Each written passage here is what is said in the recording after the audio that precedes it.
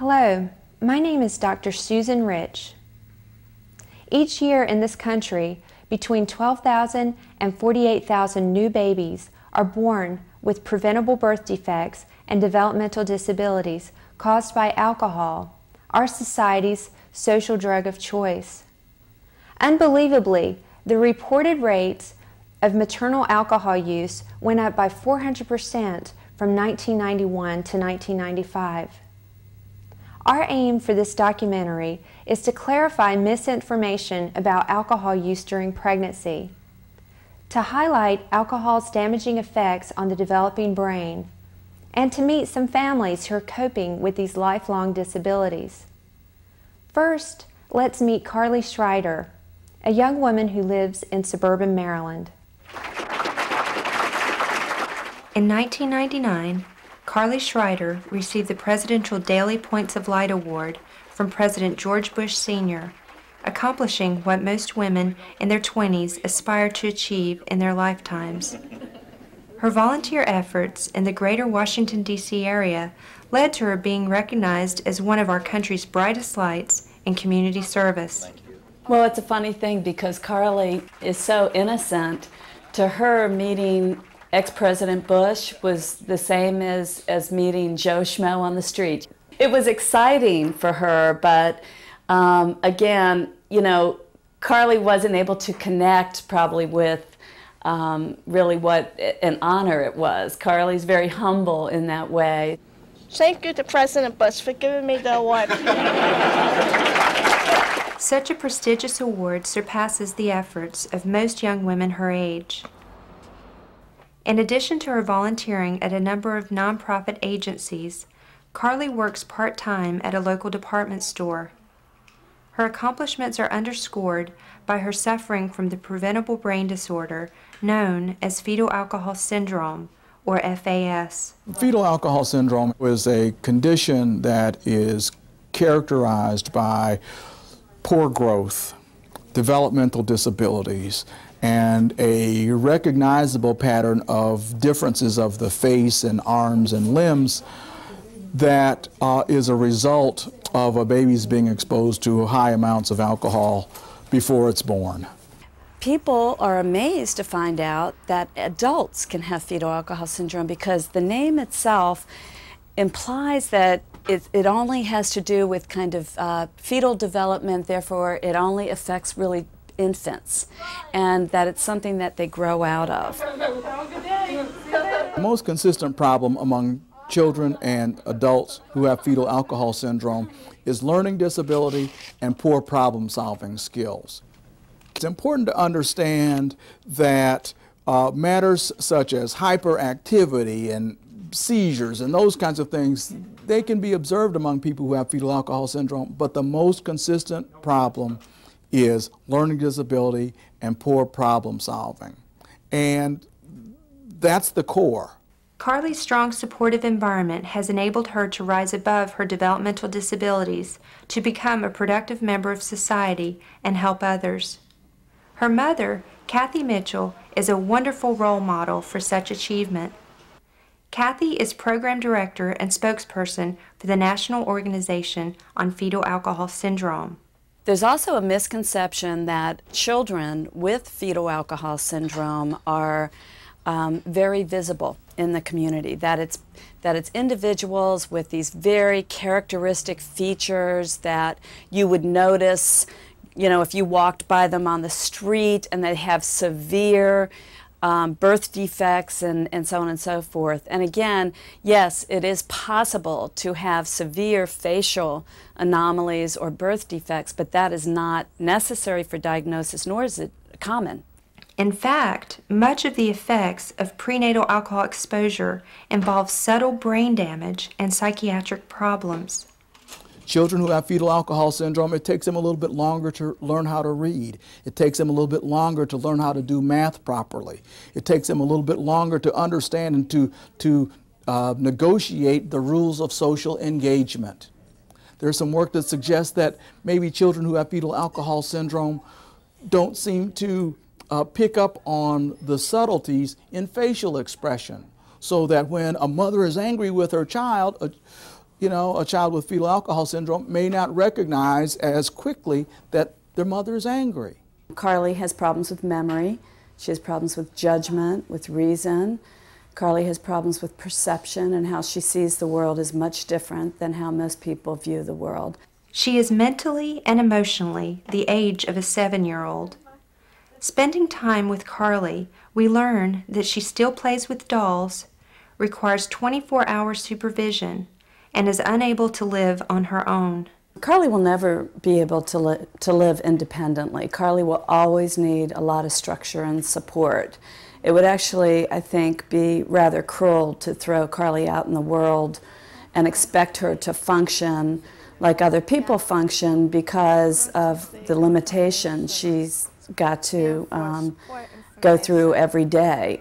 Like this stuff, personal hygiene, dressing, bathroom, and eating, that kind of stuff, right? The consistent problem in fetal alcohol syndrome lie in the learning and in the social adaptive spheres. And those are kinds of disabilities that one identifies when children are older.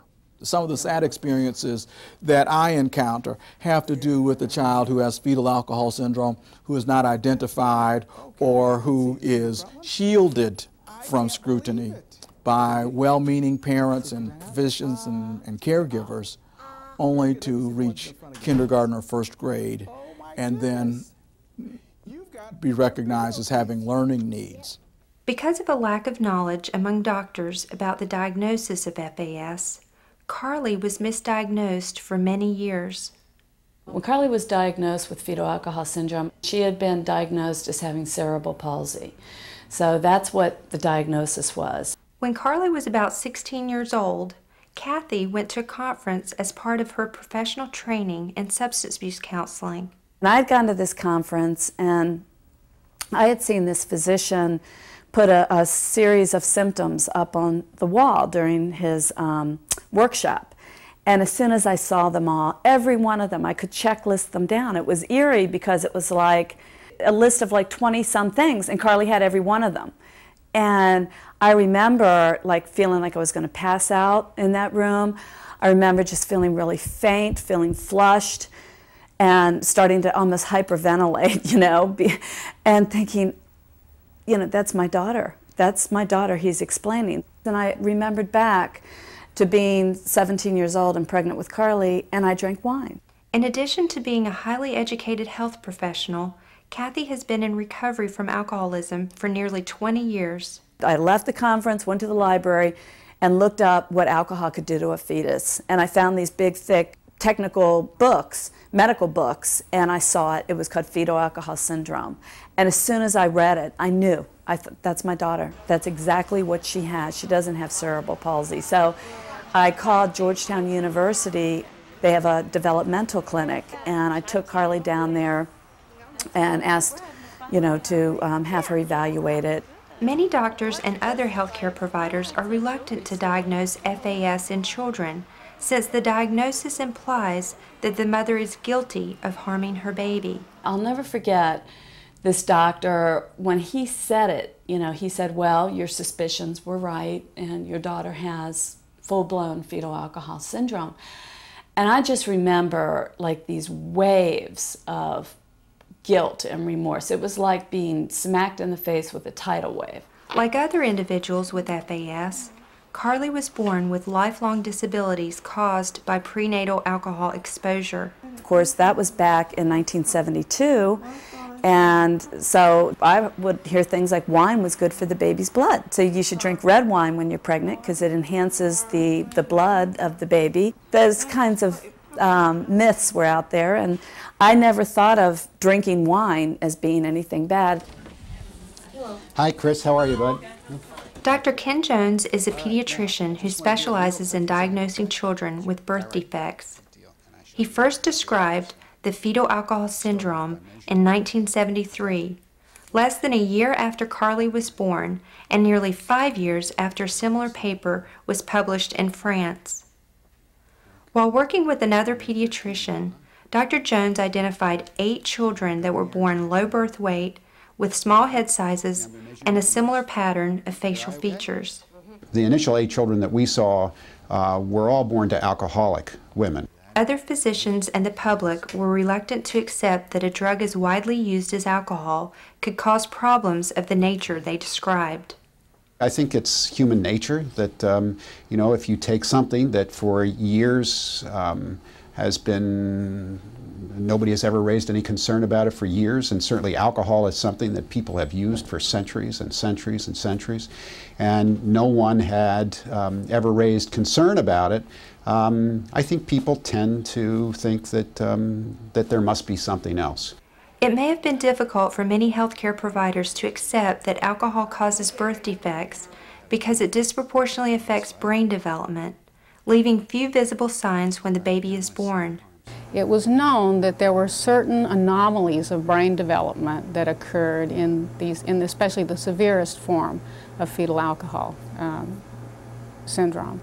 And one of the most striking of those were abnormalities of the midline of the brain, including complete agenesis of the corpus callosum.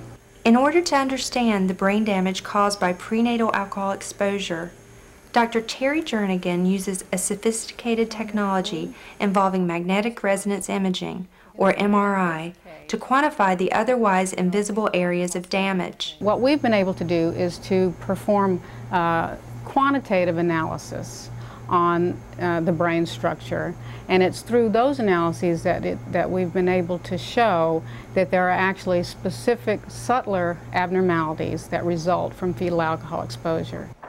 The corpus callosum is a group of nerves that connect the left and right halves of the brain, like an internet connection between two computers. In some sense, it's the way that information gets from one hemisphere to the other hemisphere of the brain. The corpus callosum also helps transmit information from the body to the appropriate side of the brain. For example, from the left side of the brain to the right side of the body, and vice versa. So really, the corpus callosum is just a kind of communication tract between the two cerebral hemispheres. And so it's part of what we call the white matter of the brain. The brains of children with FAS can be smaller than children not exposed to alcohol during pregnancy. There are also parts that may be smaller in proportion to the whole brain itself. In fetal alcohol exposure is that when there are severe effects, enough of the different brain structures are involved, and the effects are large enough that the brain size never reaches the normal range. And then we define that as microcephaly. I want you to put your right foot on the line and put your left foot up like this and put your hands on your hips. Now stand like that until I tell you to stop. Researchers at San Diego State University have explained how this physical damage to the brain translates into alcohol-related developmental disabilities.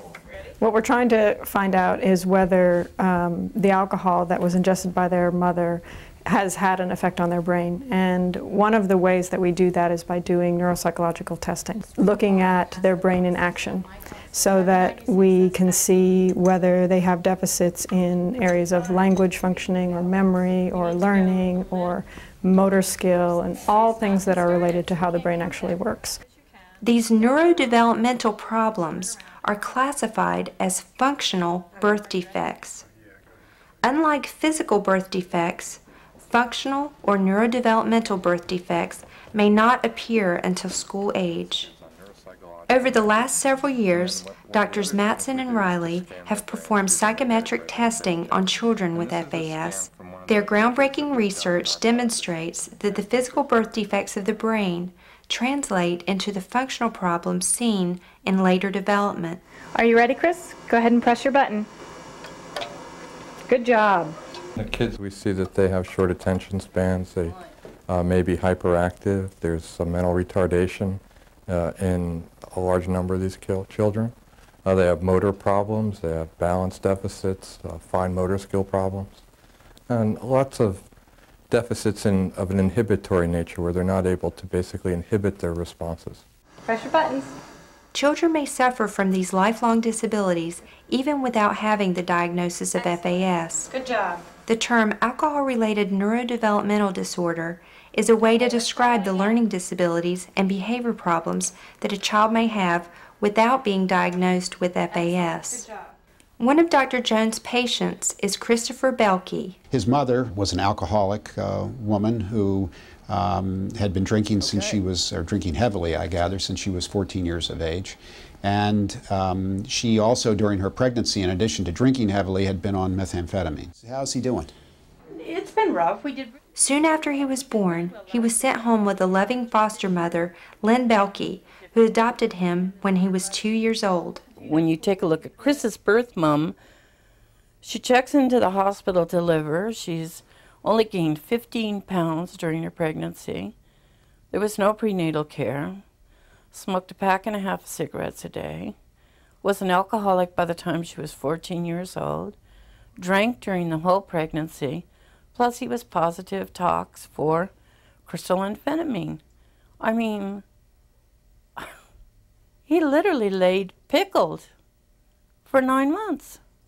Just pickled. Over the next few years, Lynn would come to realize that Chris had been affected by his birth mother's lifestyle. It was hard because I knew intuitively that there was something wrong. But the first thing that they do is they immediately label you as an ADHD child, or they don't label you as anything. We go out the carport door, and what is it, 10 feet to the car? For a normal child, they go out the door, they get in the car. For Chris, it was like a trip to Disneyland. It was 3 swirls, 2 pivots, 1 around the car, and then we were finally in. And so then when I got him to kindergarten a week later, they called and they said, "I'm sorry, he's just not ready. You need to take him home for another year." I brought him home and put him in Head Start again, and that was when I started to advocate and say, look, you people need to start paying attention, what's going on here. Dr. Jones diagnosed Chris with FAS after other physicians labeled him with behavior problems he would grow out of. When I saw him first, I think he was 6 years old, and he was, at that point, growth deficient. He had a small head. His size was that of about a 4-year-old as opposed to a 6-year-old, so he was very small. And he had many of the physical features of the fetal alcohol syndrome. That is to say, he, in addition to his growth deficiency, he had short palpebral fissures. The palpebral fissure is the measurement from the inner corner of the eye to the outer corner of the eye, so it's sort of the window that the eye looks out of. And that was short or small in his case.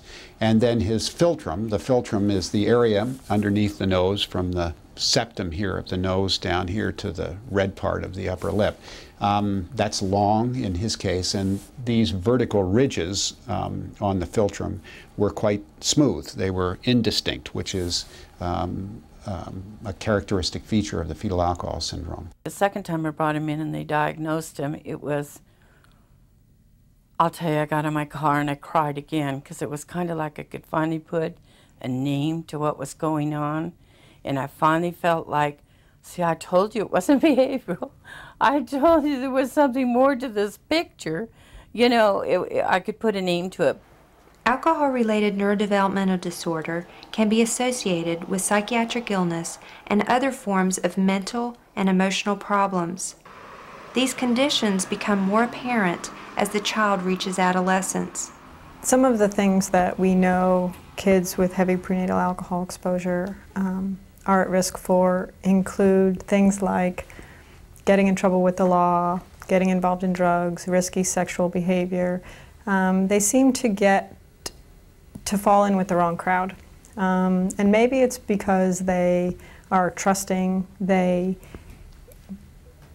don't necessarily distinguish between people who are taking advantage of them and people who have their best interests in mind. I think Carly's greatest deficit is the fact that she's easily victimized.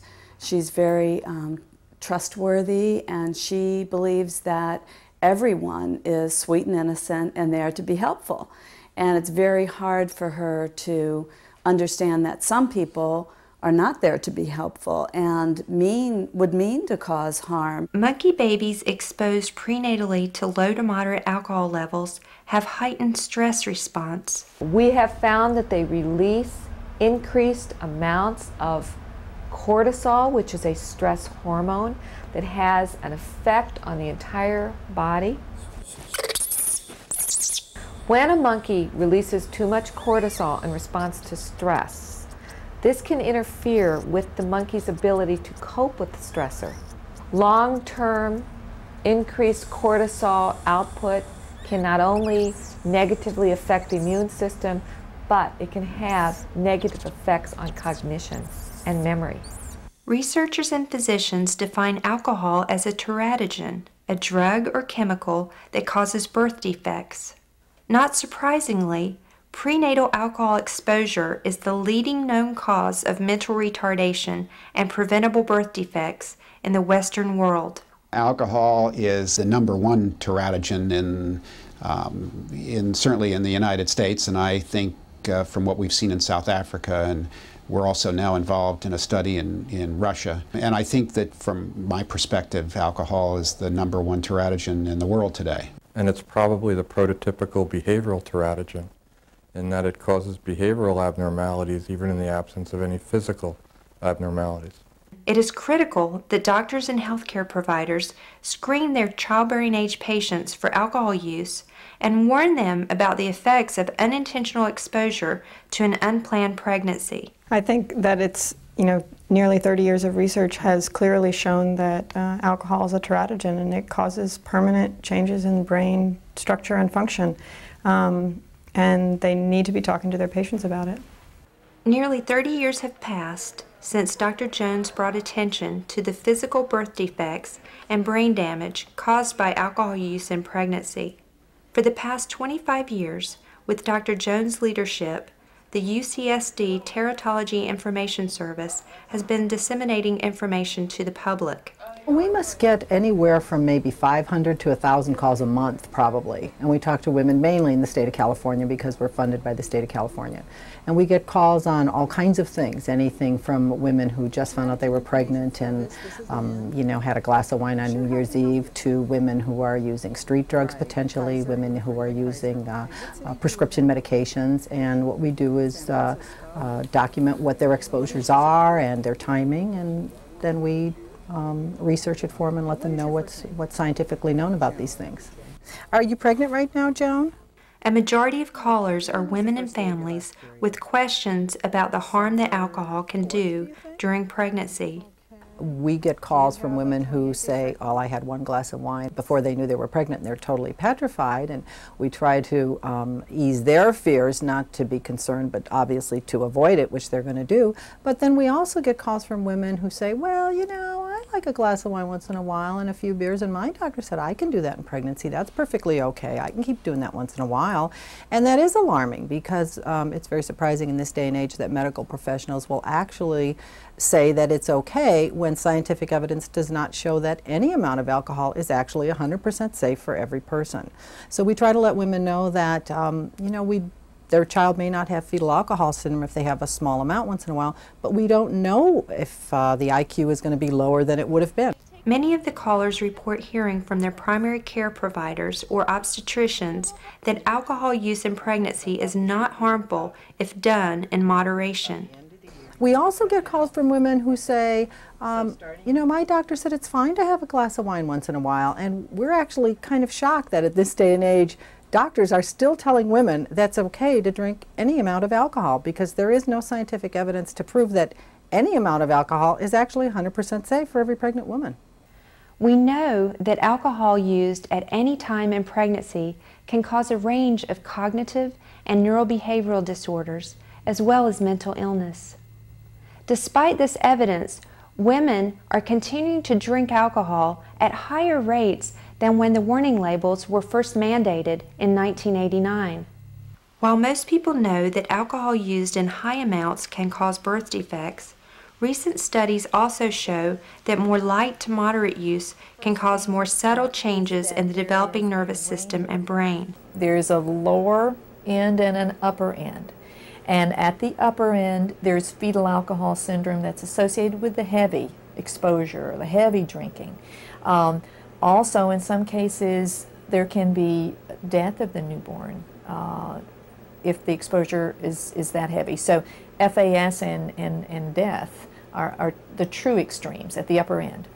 At the lower end, we have things such as increased risk of a miscarriage or not being able to carry the pregnancy to term.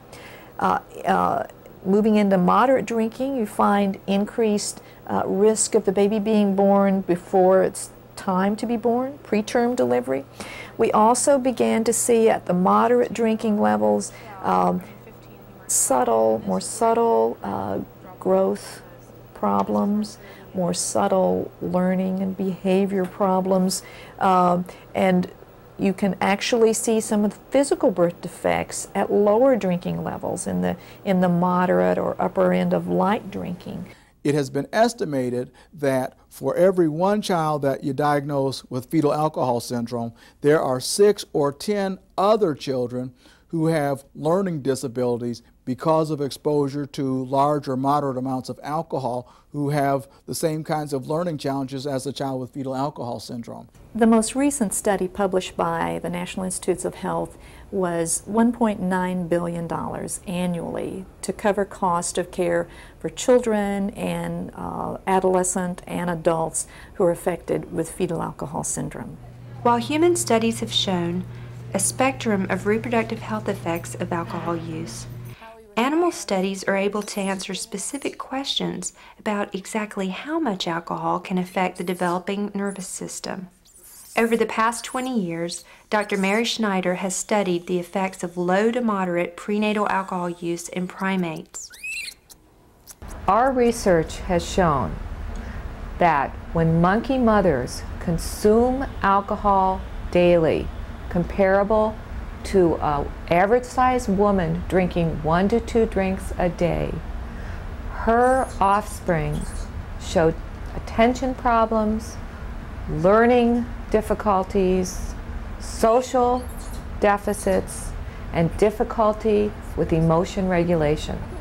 We also have some ominous findings that show that most of this damage is done before the woman would have even known that she was pregnant. She uses controlled experiments to determine the exact amount of alcohol that can cause problems for fetal development. Our most recent studies show that control monkeys whose mothers do not drink during pregnancy are more attentive, they're smarter, they're more social, and they're more emotionally balanced. When separated from their mothers, normal offspring will look around their environment, bright-eyed and curious, with good tone and posture, cooing quietly and occasionally calling out to their mothers. Exposed offspring are noticeably drowsy, have poor muscle tone and dull emotional affect, abnormal facial expression, and vacillate between a state of lethargy and frantic calling. Recently, Dr. Schneider and Dr. Andy Roberts have used positron emission tomography to further define the structural and functional damage of alcohol on brain development. We have found that monkeys whose mothers consumed the equivalent of 1 to 2 drinks of alcohol a day, those offspring have brains that actually differ from the brains of the monkeys whose mothers did not drink. These brain differences can actually be quantified using our very advanced technologies today. Preliminary research findings show that alcohol-exposed macaque monkeys have significant differences in the way their brains function compared with non-exposed adolescent monkeys. In fact, those babies whose mothers drank comparable to 1 to 2 drinks of alcohol a day for an average woman during early pregnancy did not differ from those whose mothers drank that dose throughout pregnancy, underscoring that early pregnancy, even the time before a woman has recognized that she's pregnant, may be the most vulnerable period. Over the past 2 decades, Dr. Kathleen Sulick at the University of North Carolina has studied how alcohol causes birth defects. In 1981, through a series of elegant experiments in mice, she showed that early pregnancy is a particularly sensitive period for alcohol damage. Treating them acutely at just one stage is what made our experiments different, and it's what made us able to show that in fact early treatment times can be very devastating to embryos. Dr. Sulik dosed pregnant mice with the equivalent of 4 to 5 drinks on one occasion in what would be the early 4th week of human pregnancy. It would be like a woman drinking a large amount of alcohol sometime during her 3rd week of pregnancy. It's a relatively acute exposure as opposed to a chronic low amount of alcohol throughout the entire pregnancy. She found striking similarities between the offspring of the alcohol-exposed pregnancies and the features of children with FAS. We were able to show that if we treated mice with relatively high doses of alcohol at just 1 day during their pregnancy, we could cause malformations that look very much like children have who have fetal alcohol syndrome. She demonstrated that as few as 5 standard drinks on a single occasion late in the 3rd week of pregnancy can produce the classical features of the fetal alcohol syndrome. They were missing the central portion of the brain, and also that going along with that they had abnormalities in the face, that the face looked very much like the faces of children with full-blown fetal alcohol syndrome. Alcohol can cause a lot of problems in the embryo, not just involving the brain, but involving many organ systems, including the skeletal system. We can cause problems with the vertebra. They can have problems with their hearts, ventricular septal defects, that's more commonly referred to as holes in your heart. They can have problems with their kidneys, for example, missing kidneys or kidneys that are much too small. Dr. Sulik's research first demonstrated that a majority of birth defects caused by alcohol may occur very early in development, before a woman even knows she is pregnant. Certainly most women aren't aware of their pregnancies in the 3rd week, and so it's alarming to realize that alcohol can cause such really severe damage that early before most women even realize they're pregnant. Alcohol causes birth defects before most women know they are pregnant. Yet the current alcohol warning label focuses on risks to women who know they are pregnant. Such efforts directed solely at pregnant women fail to adequately inform the public about the risks of using alcohol before pregnancy is diagnosed. Current public health efforts are underway to shift the paradigm toward primary prevention.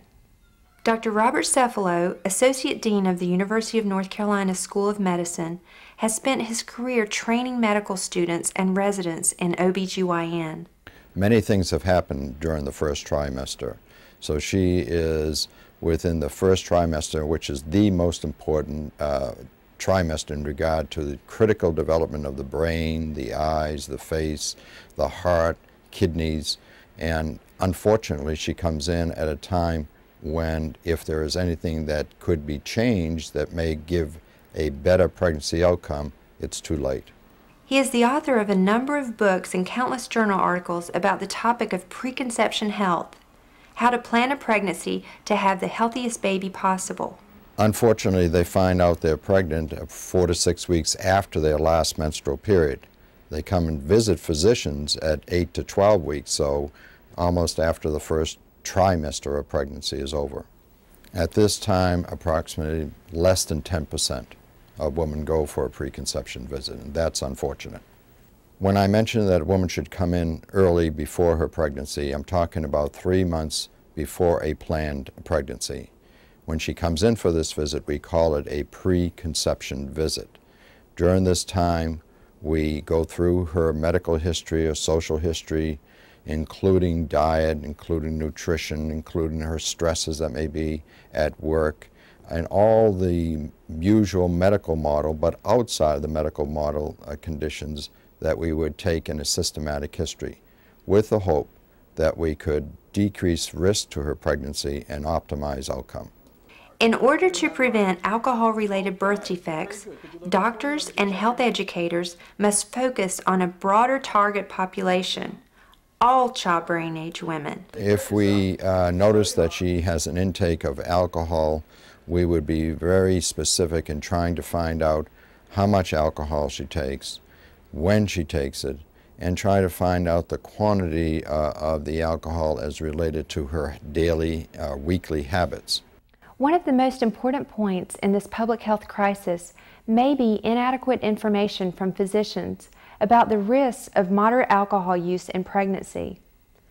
In a 1994 study in the American Journal of Public Health, 30% of Caucasian pregnant women and 40% of African American pregnant women reported that their OB/GYN physicians did not advise them not to use alcohol. It's not uncommon if I go in to do a training, and this is with healthcare professionals, that if I ask about who's heard of fetal alcohol syndrome, what do you know about it, typically they'll respond that it's a baby that's born to an alcoholic mother, or they'll say the baby's born alcoholic. Now, neither one of those is true. Typically, their knowledge base is very much kind of like FAS 101, so it only includes the fetal alcohol syndrome, the individuals with the characteristic facial features, and they know very little about the current research, about the neurobehavioral, neurodevelopmental issues. Some of the miscommunication between doctors and patients may also relate to the lack of understanding that alcohol acts in a dose-response mechanism. In other words, there is likely no safe threshold for alcohol use during pregnancy. While it's intuitive that drinking large amounts of alcohol during pregnancy would be bad for babies, our research has shown that even light to moderate drinking is harmful, and that there's a dose-response curve such that there's probably no safe level of drinking. So for women who are considering pregnancy or not practicing contraception, it's very important that they not drink alcohol at all. When the patient comes in and asks these specific questions, then the doctor will be obligated to find out the correct information, the most current information on the thoughts about the use of alcohol in pregnancy. So my first area of concern would make sure that the patient understands the importance of the adverse effects of alcohol in pregnancy.